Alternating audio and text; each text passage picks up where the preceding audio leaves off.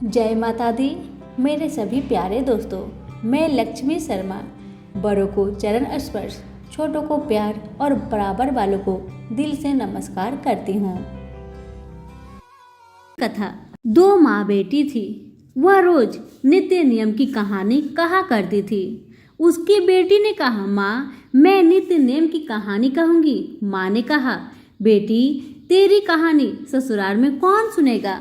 उसने जिद की और नित्य नियम की कहानी कहने लगी।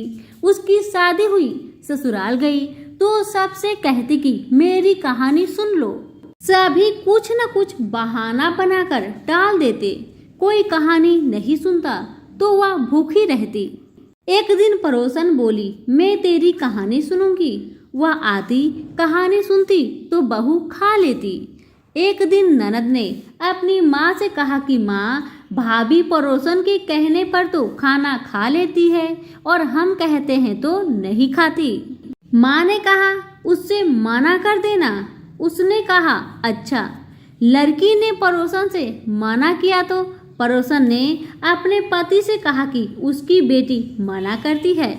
पति ने कहा कि उसकी माँ मना करे तो मत जाना।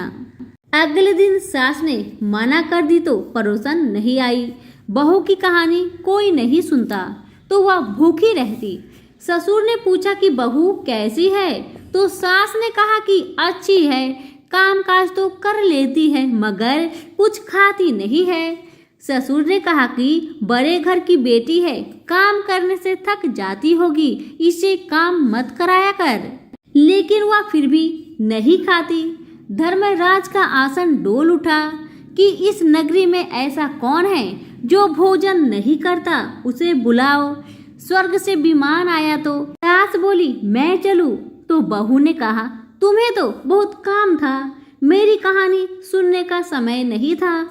जेठानी ने कहा तो कहने लगी कि तुम्हें तो मालिक का खाना बनाना है। ननद ने कहा तो कहने लगी कि तुम्हें तो गुड्डे गुड़िया खेलने से ही फुर्सत नहीं थी।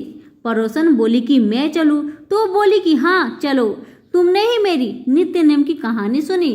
वह अपने मालिक के पास गई। मालिक बोला कि तू तो बड़ी भगवान है जो जीते जी जा रही है, मर कर तो सभी जाते हैं। इसी तरह पास पड़ोस का सुख दुख सुनते सुनाते मिलजुल कर रहना चाहिए। तो प्रेम से बोलिए कार्तिक महाराज की जय हो।